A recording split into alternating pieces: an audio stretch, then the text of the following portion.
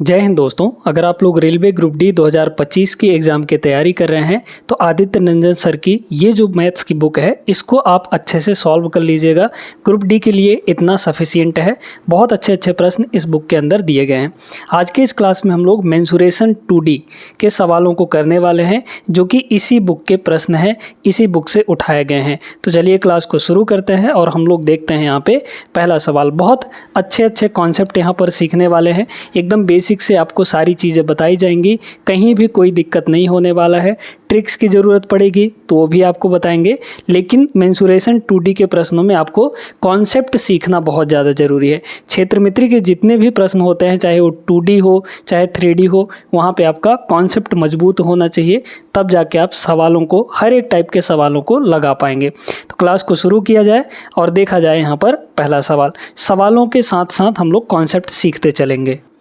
तो पहले क्वेश्चन में हमें ये बोला गया है कि उस समबाहु त्रिभुज का मतलब होता है इक्विलैटरल ट्रायंगल, यानी जिसके तीनों साइड बराबर हों। भुजा की लंबाई क्या होगी जिसका क्षेत्रफल 4√3 वर्ग इकाई है, यानी कि हमें एरिया दिया गया है और यहाँ पे निकालना है साइड कितना होगा। ठीक है, तो जब भी आपको एक समबाहु त्रिभुज दिखे और उसके एरिया के बारे में बोला गया हो, तो जो समबाहु त्रिभुज का एरिया होता है यानी इक्विलैटरल ट्रायंगल का जो एरिया होता है दोस्तों, इसका फॉर्मूला आपको याद रखना है √3/4 × a²। अब ये a क्या है, तो a यहाँ पर साइड होता है, क्योंकि तीनों साइड तो बराबर होंगी, है ना, इसलिए a तीनों साइड a हो जाएंगे। तो ये होता है। अब इसमें एरिया आपको गिवन है, मतलब ये चीज़ हमें गिवन है, तो रख लीजिए यहाँ पे कितना हो जाएगा 4√3 ये हो जाएगा, इज इक्वल टू कितना हो गया यहाँ पे √3/4 × a²। डायरेक्टली यहाँ से निकाल सकते हैं, क्योंकि √3 से √3 कैंसिल आउट हो गया, ये इधर आएगा तो 16 हो जाएगा, मतलब कि a² की वैल्यू 16, तो a की वैल्यू कितनी हो जाएगी 4 यूनिट हो जाएगा। मतलब ऑप्शन नंबर डी इसका करेक्ट आंसर रहा। आगे चलते हैं, हम लोग बहुत महत्वपूर्ण सवालों को करने वाले हैं, स्किप मत कीजिएगा, वीडियो को पूरा देखिएगा। दूसरा सवाल देखिएगा, उसी से रिलेटेड है। समबाहु त्रिभुज का क्षेत्रफल यानी एरिया जिसके साइड दी गई है आपको 44 सेंटीमीटर। ठीक है, तो सीधा सीधा इसका एरिया का क्या फॉर्मूला होता है, एरिया का फॉर्मूला लगा लीजिए √3/4 × a²। अच्छा, a तो हमें दिया है, मतलब साइड हमें दिया है, तो ये कितना हो जाएगा यहाँ पर 44 × 44, है ना, क्योंकि 44 का स्क्वायर लिखेंगे, स्क्वायर का मतलब 2 बार मल्टीप्लाई करना होता है। काट लीजिए, ये हो जाएगा यहाँ पर 11। अब बड़े ध्यान से देखिए कि 11 से मल्टीप्लाई करना बहुत आसान होता है किसी भी नंबर को। अगर 44 को 11 से मल्टीप्लाई करें तो कितना हो जाएगा, पहले तो लिखेंगे 4, फिर इस 4 को इससे जोड़ेंगे तो 4 और 4 हो जाएगा 8, फिर यूनिट यहाँ पर ये है 4, तो मतलब ये हो गया, मतलब 484 और √3 यहाँ है ही, तो 484 √3, ये तो ओरली बन जाता सवाल। ऑप्शन नंबर बी करेक्ट हो जाएगा। आगे चलिए अगले सवाल पर। थर्ड क्वेश्चन यहाँ पर देखिएगा, एक टाइप का सवाल ये भी दिया जाता है, आपको 3 साइड दिए जाते हैं किसी भी ट्रायंगल के और पूछा जाता है उसका एरिया। अब यहाँ पे बात ये है कि आपको समझना पड़ेगा कि वो किस टाइप का ट्रायंगल है। ठीक है, अगर यहाँ पर विषमबाहु त्रिभुज है तो उसके साइड क्या होंगे, अलग अलग होंगे, है ना। लेकिन एक बात ये भी है कि यहाँ पर अगर वो एक राइट एंगल ट्रायंगल बन रहा है, यानी एक समकोण त्रिभुज बन रहा है, तो भी उसके साइड अलग अलग हो सकते हैं, है ना। लेकिन वो पहचानना पड़ेगा आपको कि कौन सा राइट एंगल ट्रायंगल बन रहा है, कौन सा नहीं बन रहा है। इसको पहचानने का तरीका क्या है कि राइट एंगल ट्रायंगल के साइड दिए गए हैं या फिर नहीं दिए गए हैं। तो हमारे पास यहाँ पे क्या क्या दिया है, पहली साइड 5 है, दूसरा साइड 7 है और तीसरा साइड यहाँ पर 10 है ना। अगर इसको ये चेक करना है कि ये राइट एंगल ट्रायंगल के साइड हैं या फिर नहीं है, तो इसको क्या करिए, यहाँ पर देखिए जो छोटे छोटे वैल्यू हैं 2 ठो, उनका स्क्वायर करके ऐड कर लीजिए। यहाँ पे सबसे बड़ा कौन है, 10 है, 10 से ये दोनों छोटे हैं, है ना। इन दोनों का स्क्वायर करके अगर ऐड करें तो हमें बड़े वाले के स्क्वायर के बराबर मिलना चाहिए, ये पाइथागोरस थ्योरम कहता है। तो अगर ये पाइथागोरस थ्योरम को फॉलो करेगा तो मतलब ये राइट एंगल ट्रायंगल के साइड होंगे। 5 का स्क्वायर 25, 7 का स्क्वायर 49, 49 और 25 जोड़ेंगे तो क्या 10 के स्क्वायर के बराबर मिलेगा, नहीं मिलेगा यहाँ पर। तो ये जो है राइट एंगल ट्रायंगल के साइड तो नहीं है। अगर राइट एंगल ट्रायंगल के साइड होते तो बहुत आसानी से उसका एरिया निकल जाता, लेकिन अब क्या करेंगे यहाँ पे, तो अब इसका एरिया निकालने के लिए आपके पास होता है हीरोन फार्मूला। हीरोन फार्मूला लगाते कैसे हैं, ध्यान से देखिएगा। ये 3 वैल्यू होती हैं हमारे पास तीनों साइड की, ए, बी और सी, है ना। सबसे पहले हम यहाँ पर निकाला जाता है एस की वैल्यू। एस का मतलब होता है सेमी पेरीमीटर, यानी अर्ध परिमाप, परिमाप का आधा, पेरीमीटर का आधा। परिमाप कितना होगा, तीनों को ऐड कर देंगे, मतलब ए प्लस बी और प्लस सी डिवाइड बाई यहाँ पर 2, आधा कर रहे हैं मतलब डिवाइड बाई 2 हो जाएगा। अब इसका एरिया निकालने का फॉर्मूला क्या है, बड़ा सिंपल सा फॉर्मूला है, क्या होता है, under root S into S minus A, है ना, फिर एस माइनस बी और फिर यहाँ पर एस माइनस सी हो जाएगा। तो ये होता है यहाँ पर, इस फॉर्मूले को याद रखिएगा, इस टाइप के सवाल आसानी से बन जाएंगे आपके। बस इसमें रखिए, तो पहले s निकाल लीजिए, कितना होगा, तीनों को जोड़िए, 7 5 12, 12 10 22, 22 डिवाइड बाई 2 करेंगे तो s की वैल्यू कितनी आ गई, 11, 22 का आधा 11, s की वैल्यू 11 आ गई। ए बी सी दिया ही गया है, इसमें पुट कर लीजिए, s का मतलब 11, ठीक है, तो यहाँ पे हो गया 11, फिर मल्टीप्लाई s माइनस ए, यानी 11 माइनस 5 6 आ जाएगा, फिर मल्टीप्लाई s माइनस बी यानी 11 माइनस 7 4 आ जाएगा यहाँ पर, है ना, 4 आ जाएगा, फिर मल्टीप्लाई 11 माइनस 10 यानी कि ये हो जाएगा 1। क्लियर, इसका ले लेंगे हम लोग रूट। अब बताइए यहाँ पे ये जो वैल्यू है इसका रूट कितना होता है, 4 का रूट तो 2 होता है, तो यहाँ हो गया 2 और बाकी 11 और 6 बाहर नहीं आ पाएंगे क्योंकि इनका कोई वर्गमूल यहाँ पे इंटीजर वैल्यू नहीं होता, मतलब 11 छके यहाँ पर हो जाएगा 66, तो 2 root 66 option number B correct answer हो जाएगा। आगे चलिए देखते हैं अगला सवाल। चलिए देखिए, इसमें भी वही काम करना है आपको, है ना। 42 36 और 34 दिया गया है, एरिया निकालना है। सबसे पहले s निकाल लिए, s कितना हो जाएगा, यहाँ पर s बराबर हो जाएगा, यहाँ पे तीनों को जोड़कर आधा कर लेंगे, या फिर अलग अलग आधा कर लीजिए और जोड़ लीजिए। भाई तीनों को जोड़कर आधा करना मतलब कि अलग अलग आधा करके जोड़ लेना। 42 का आधा कितना हो जाएगा, 21 हो जाएगा, प्लस 36 का आधा यहाँ पर 18 हो जाएगा, और प्लस यहाँ पर 34 का आधा 17 हो जाएगा, है ना।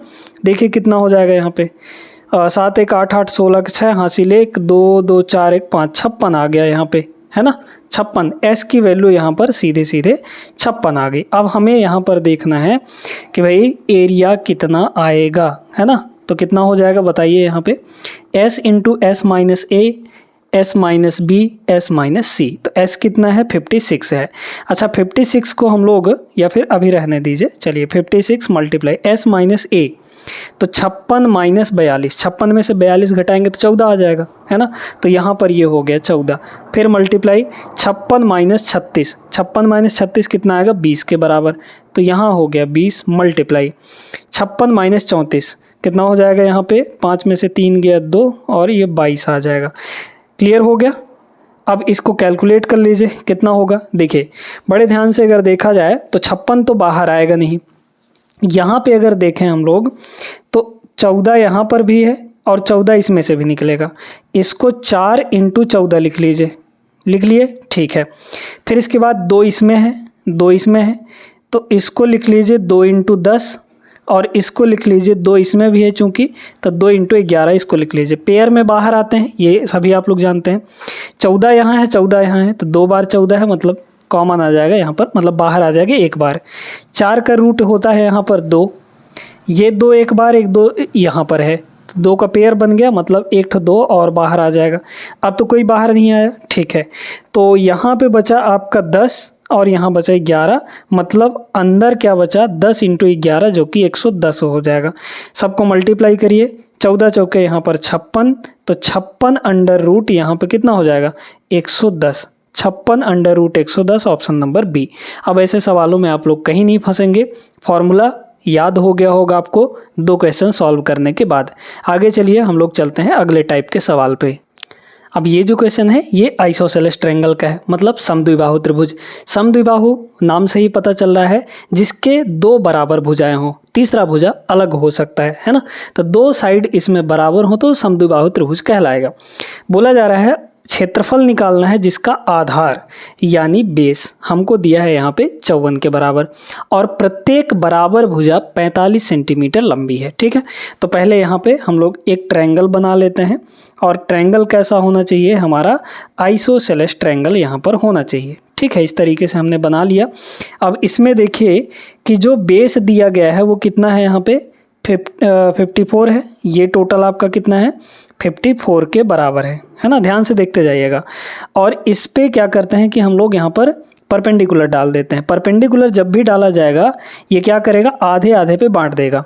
मतलब 54 टोटल है तो इधर 27 और इधर 27। ठीक है, इसके बाद दोनों जो बराबर भुजाएं हैं वो 45-45 की है, मतलब ये भी 45 का है और ये भी यहाँ पर 45 का है। अब इसके बाद ये कितना हो जाएगा, 27 हो जाएगा। हमें जब भी ट्रायंगल का एरिया निकालना होता है तो उसमें एक वैल्यू चाहिए होती है। फॉर्मूला क्या होता है, 1/2 बेस इंटू हाइट, यही ना होता है area of triangle. 1/2 into base into height, यही होता है।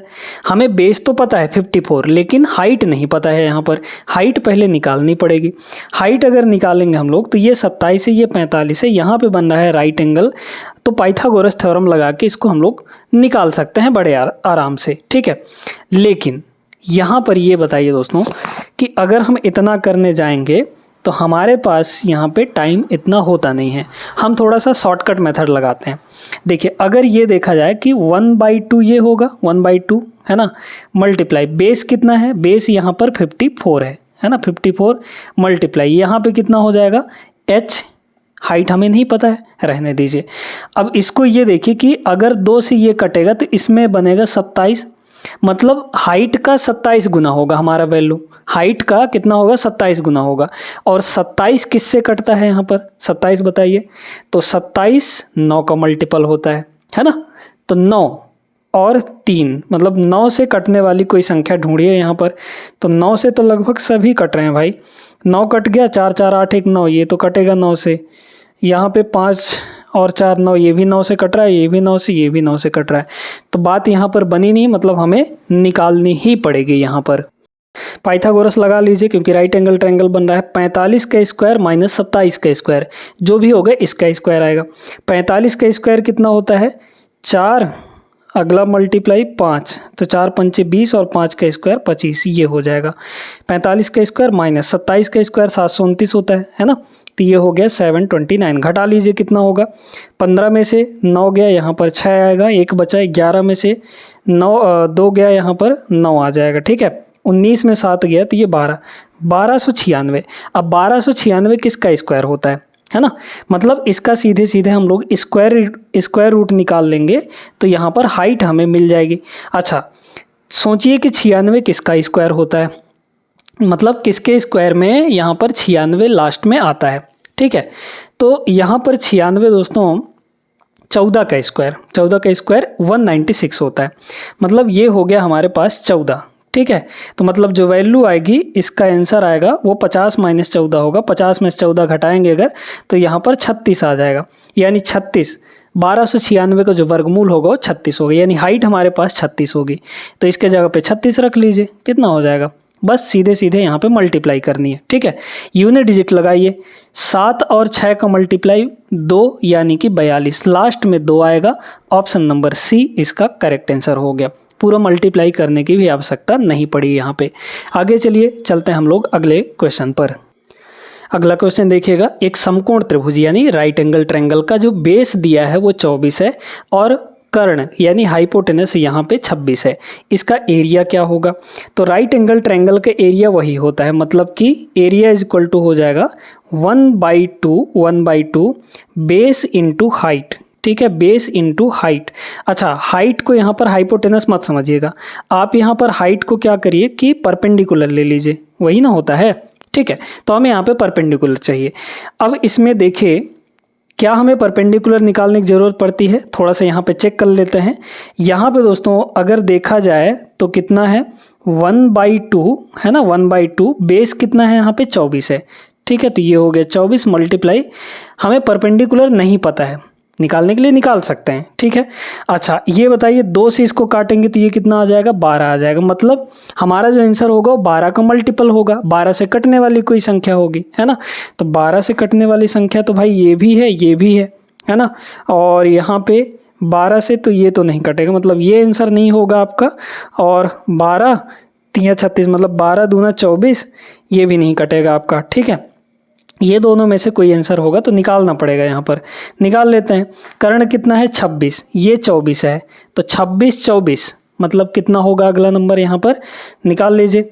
26 का स्क्वायर 676 है ना, 676 माइनस 576 तो ये हो जाएगा 576, मतलब कितना आ गया यहाँ पर 100 आ गया।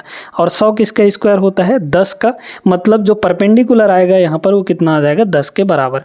क्लियर, तो बस यहाँ 10 रख दीजिए, तो 12 इंटू 10 120 आ गया। सीधे सीधे answer option number B correct हो गया। तो डिविजिबिलिटी रूल से ये नहीं बन पा रहा था, इसलिए हमें परपेंडिकुलर निकालना ही पड़ा यहाँ पर। आगे चलिए अगले क्वेश्चन पे। क्वेश्चन नंबर 7 देखिएगा, यहाँ पे बहुत महत्वपूर्ण प्रश्न है ये। ऐसे सवाल आपके ग्रुप डी में पूछे जा सकते हैं, संभावना है इसकी बहुत ज़्यादा। करेंगे कैसे, दोनों तरीके हम आपको बताएंगे, एक शॉर्टकट मेथड बताएंगे। यहाँ पर दिया गया है कि एक समकोण त्रिभुज की भुजाएं x-2 x-4 और x दिया गया है, इसका क्षेत्रफल कितना होगा। तो पहला तरीका ये है कि अगर ये राइट एंगल ट्रायंगल हमारे पास दिए गए हैं तो आपको पता है कि इसमें सबसे बड़ा जो साइड होगा वो हाइपोटेनस होगा। ये बताइए सबसे बड़ा साइड ये नहीं होगा क्या, क्योंकि इसी में कुछ ना कुछ घटा के, अब कुछ चीज़ अगर किसी वैल्यू में घटा दे रहे हैं तो वो वैल्यू छोटी आ जा रही है, मतलब ये दोनों वैल्यू छोटी होंगी x से, तो ये हुआ हाइपोटेनस। अच्छा हाइपोटेनस अगर ये है तो इन दोनों के स्क्वायर का जो सम होगा वो इसके स्क्वायर के बराबर होना चाहिए कि नहीं, बिल्कुल। तो एक तो तरीका ये है कि इसको पहले ओपन करिए, मतलब इसका स्क्वायर प्लस इसका स्क्वायर बराबर इसका स्क्वायर होगा अकॉर्डिंग टू पाइथागोरस। x-2 का अगर स्क्वायर करेंगे तो कितना होगा x स्क्वायर माइनस यहाँ पे 4x और प्लस 4 a माइनस बी का होल स्क्वायर वाला फॉर्मूला लगा लेंगे। फिर इसके बाद इसको देखिए, x-4 का स्क्वायर करेंगे तो x स्क्वायर माइनस 4 दूना 8x और प्लस का यहाँ पर 16 हो जाएगा। ये बराबर होगा यहाँ पर x स्क्वायर के, यानी कि हाइपोटेनस के स्क्वायर के। एक इस एक्स स्क्वायर से एक एक्स स्क्वायर कट जाएगा। अब इसको देखिए, यहाँ पे बचा एक्स स्क्वायर है ना, माइनस 4x और माइनस 8x, माइनस का ये हो जाएगा 12x और यहाँ 4 और 16 ये हो जाएगा प्लस का 20, बराबर इधर कुछ नहीं बचा यानी 0 बचा। अब इसमें से x की वैल्यू निकालनी पड़ेगी। इस 20 को ऐसा तोड़िए कि जोड़ने पे 12 आ जाए, है ना। तो जोड़ने पे 12 मतलब 10 और 2, 10 मल्टीप्लाई यहाँ पर 2, यानी कि 10 और 2 ये हमारे पास 2 वैल्यू ही। ये बड़ा है, बड़े वाले का साइन यहाँ पे लगता है ना। और अगर जोड़ ही रहे हैं तो दोनों माइनस में होंगे तब यहाँ पर होगा। तो इससे जो x की वैल्यू आ गई, x की वैल्यू कितनी आ गई, इन दोनों का साइन चेंज करके आना है। तो साइन चेंज करेंगे तो 10, इसका भी चेंज करेंगे तो यहाँ पर 2 हो जाएगा। अब इन दोनों में से सेलेक्ट करना है कौन सा हमारा हो सकता है। ये बताइए, अगर x की वैल्यू हम 10 रखते हैं तो यहाँ कितना होगा, 10 माइनस 2 यानी 8 होगा, 10 माइनस 4 यानी 6 होगा, और यहाँ पर x की वैल्यू 10 है ना। लेकिन अगर हम x की वैल्यू 2 ले लेते हैं तो 2 माइनस 2 तो यहाँ पर 0 हो जाएगा, और 2 माइनस 4 माइनस का 2 आ जाएगा, तो 2 हम ले ही नहीं सकते क्योंकि नेगेटिव की कोई भी साइड होता ही नहीं है। तो यानी x की वैल्यू क्या सेलेक्ट करना पड़ेगा, 10, ठीक है। तो 8, 6 और 10 यहाँ पर तीनों साइड आ गए हमारे। अब इसमें देखिए इसका एरिया हमें निकालना है। एरिया कितना होता है बताइए, 1/2 बेस इंटू हाइट, 1/2 बेस, तो बेस इंटू हाइट यानी कि बेस इंटू परपेंडिकुलर, ऐसा भी कह सकते हैं। जिनमें आपका ये काम नहीं आएगा, मतलब इन दोनों को मल्टीप्लाई होगा, यानी कि यहाँ पर 8 इंटू 6 कटेगा तो 48 का आधा ये आ जाएगा 24, मतलब ऑप्शन नंबर डी हो जाएगा। तो एक तो तरीका ये हो गया, लेकिन दूसरा तरीका हम आपको बताते हैं। गौर से इन तीनों नंबर को देखिए, x है, x-2 है, x-4 है। ध्यान से यहाँ पे देखिए कि x से ये 2 कम है, फिर x-2 से ये 2 कम है, यानी कि 2 के डिफरेंस में है। तो 2 के डिफरेंस में आप ट्रिपलेट याद करने की कोशिश करिए कि 2 के डिफरेंस में यहाँ पे कौन सा ट्रिपलेट बनता है।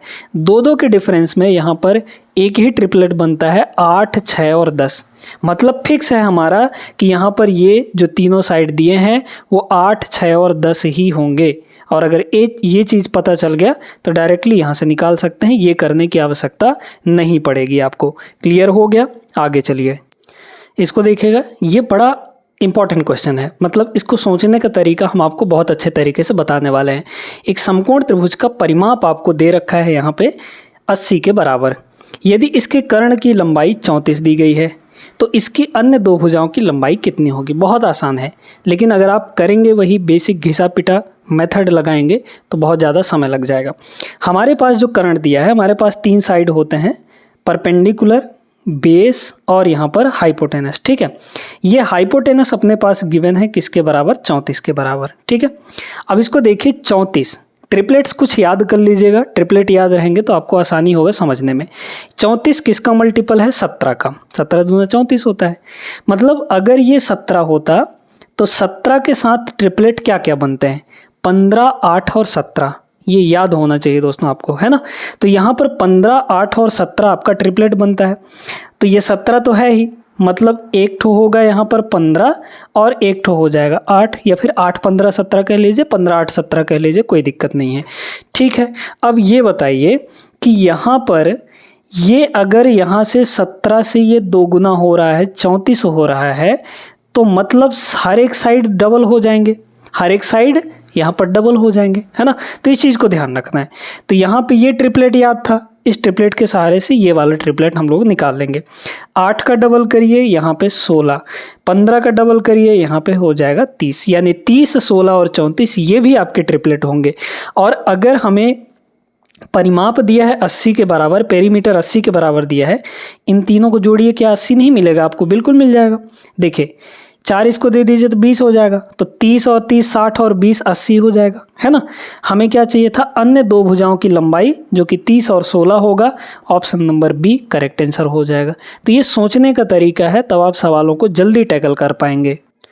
चलिए दोस्तों, कुछ सवाल यहाँ पर हम लोग कर लेते हैं वृत्त से रिलेटेड, यानी सर्कल से रिलेटेड। ठीक है, सर्कल का एरिया आप सभी जानते हैं पाई आर स्क्वायर होता है। आर यहाँ पर रेडियस होता है, जो परिधि होता है, सरकमफेरेंस होता है, वो 2 पाई आर होता है। तो ये सारी चीज़ें आप लोग जानते हैं, लेकिन दिक्कत कहाँ आती है? जब आपका सेक्टर दे देता है, ठीक है, यानी कि त्रिज्य खंड दे देता है, तो उसका कॉन्सेप्ट हम लोग सबसे पहले यहाँ पे जान लेते हैं, क्या होता है, कैसे होता है, सारी चीज़ें समझते हैं। चलिए देखते हैं हम लोग यहाँ पे। सबसे पहले बना लेंगे एक यहाँ पर सर्किल। ठीक है, इस सर्किल का एक सेंटर होगा, ये रहा हमारे पास एक सेंटर।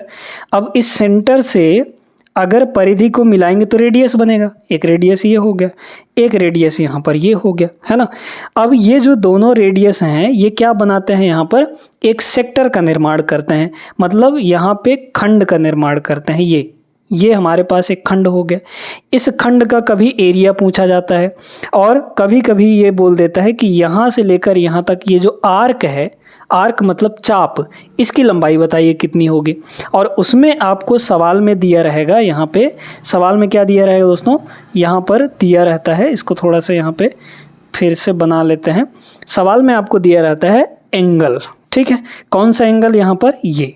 ठीक है, तो ये त्रिज्य खंड द्वारा बनाया गया कोण मान लीजिए कि थीटा है। तो अब त्रिज्य खंड का जो एरिया होगा, ये वाला एरिया, ये एरिया का जो फॉर्मूला है वो आपको याद रखना है। एरिया का जो फॉर्मूला होता है त्रिज्य खंड के एरिया, ये होता है यहाँ पे थीटा अपॉन 360, है ना, थीटा अपॉन 360 मल्टीप्लाई यहाँ पे पाई आर स्क्वायर, जो हमारे पूरे सर्किल का एरिया होता है। इसी तरीके से ये जो आर्क है, यहाँ से लेकर यहाँ तक मान लीजिए कि ये एल है, तो ये जो लेंथ ऑफ आर्क है ये होता है थीटा अपॉन 360, थीटा अपॉन 360, और पूरा ये जो है एक चक्कर कितना होता है? 2 पाई आर, क्योंकि सरकमफेरेंस, तो ये हो जाएगा 2 पाई आर, है ना। तो ये दोनों फॉर्मूले आपको याद रखने हैं। फिलहाल इस सवाल में देखिए, एक वृत्त की परिधि आपको यहाँ पे 308 दी गई है। वृत्त का क्षेत्रफल कितना होगा? क्षेत्रफल का फॉर्मूला पाई आर स्क्वायर होता है ना। और पाई की वैल्यू यहाँ पर 22/7 है, तो 11 का रूल लगा सकते हैं हम लोग। कैसे? देखिए यहाँ पर, क्योंकि भाई एरिया हमें निकालना है, तो पाई आर स्क्वायर, हमें रेडियस नहीं पता है ना, हमें रेडियस यहाँ पे नहीं पता है। तो ये बताइए कि पाई की वैल्यू तो 22/7 है है ना, इसमें रेडियस का स्क्वायर मल्टीप्लाई हुआ होगा।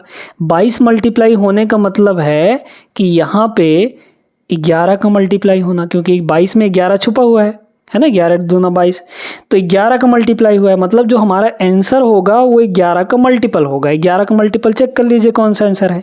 ठीक है, ये डिविजिबिलिटी रूल वाला तरीका है। बाकी 2 पाई r बराबर 308 करेंगे, उसमें निकालेंगे वहाँ से r, फिर इसमें रख देंगे तो आपका आंसर वहाँ से भी आ जाएगा। क्लियर। आइए देखते हैं 11 का डिविजिबिलिटी रूल लगाइए। यहाँ पे 7 6 11 ये और 6 6 12, तो 12 और 11 का डिफरेंस 1 आएगा, 1 11 से नहीं कटता, ये आंसर नहीं होगा। यहाँ देखिए 7 6 11 और 6 5 11, सॉरी 7 और 4 11, 6 5 11, 11 माइनस 11 जीरो हो जाएगा, जीरो आपका 11 से कट जाएगा, मतलब ये आपका आंसर हो सकता है। इसके बाद देखिए यहाँ पर 7 5 12 और 6 5 11, 12 और 11 का डिफरेंस 1 आएगा, ये 11 से नहीं कटेगा, आंसर नहीं हो सकता। 7 4 11 और 6 4 10, मतलब ये भी आपका 10 माइनस 11 कितना होगा, 1 आएगा, जो कि 11 से नहीं कटेगा, तो ये भी आपका आंसर नहीं होगा। 11 से कटने वाला एक ही संख्या है और वही आपका आंसर होगा। तो उम्मीद करते हैं कि ये सवाल अच्छे से आप लोग समझ गए होंगे, इस पे बेस्ड सवाल आप लोग लगा भी सकते हैं। आगे चलिए देखते हैं हम लोग अगले सवाल को। सवाल नंबर 10 देखिए दोस्तों, यहाँ पे बहुत महत्वपूर्ण प्रश्न है ये, है ना। इसको करने का सबसे बेहतरीन तरीका हम आपको बता रहे हैं। इसमें एक फार्मूला का भी यूज होगा, उस फार्मूले को भी बताएंगे हम लोग। यहाँ पे आपको दिया गया है r यानी रेडियस 36 है। एक वृत्त में चाप की लंबाई l का एक त्रिज्य खंड 4l बराबर 3r को सेटिस्फाई करता है, तो त्रिज्य खंड का क्षेत्रफल कितना होगा। त्रिज्य खंड का क्षेत्रफल निकालने का एक और फॉर्मूला जान लीजिए, क्योंकि यहाँ पे एंगल वगैरह तो आपको दिया नहीं है ना। तो एरिया जो होता है ये होता है त्रिज्य खंड का area 1/2 into L into R. L क्या है, चाप की लंबाई, मतलब लेंथ ऑफ आर्क, और ये रेडियस है। तो यहाँ पर देखिए एल की वैल्यू, आर तो दी गई है, एल की वैल्यू निकाल लीजिए। तो एल की वैल्यू कितनी हो जाएगी यहाँ पर 3/4 इंटू आर, जो कि कितना है 36 है, तो ये हो गया 36। 4 नहीं हो 36, मतलब 9 तियाँ यहाँ पर 27 आ जाएगा। तो L की वैल्यू 27 हो गई, R हमें पता ही है, यहाँ से निकाल लीजिए डायरेक्टली। तो 1/2 इंटू L कितना 27 इंटू यहाँ पर रेडियस जो कि 36 है। कैलकुलेट कर लीजिए, ये आपका 18 बार में कट जाएगा यहाँ पे, तो 18 से मल्टीप्लाई करेंगे कितना हो जाएगा 8 7 56, इकाई अंक तो 6 ही आएगा, मतलब 6 तो हर जगह है ना। तो कैलकुलेट करना ही पड़ेगा, इसमें कोई और चारा यहाँ पर नहीं है। देखिए 18 को 7 से मल्टीप्लाई करिए, यहाँ पे कितना हो जाएगा 18 7 100, यहाँ पर 36 26 126 है ना। तो 18 7 126 हो गया, मतलब 6 बचा 12 यहाँ पे, तो 18 दूना 36, 36 और 12 यहाँ पे 48 हो जाएगा। ठीक है, ये हो गया हमारे पास option number B correct answer है। तो ये फॉर्मूला भी आपको याद रखना है। आई होप क्लियर हो गया होगा। बाकी के जो सवाल है दोस्तों वो हम लोग अगले क्लास में करने वाले हैं। इस क्लास में हमने 10 प्रश्न किए हैं, सबका बेहतरीन तरीके से कॉन्सेप्ट भी सीखा है, ट्रिक भी सीखा है, और इनको लगाने का बेहतरीन अंदाज भी हमने सीखा है। कम समय के अंदर अब ऐसे सवालों को आप लोग लगा लेंगे। ये क्लास कैसे लगी आप लोग कमेंट करके बता सकते हैं। अच्छी लगी हो वीडियो तो लाइक कर दीजिए और चैनल को सब्सक्राइब करना बिल्कुल नहीं भूलना है। मिलेंगे हम लोग अगले क्लास में, तब तक के लिए जय हिंद।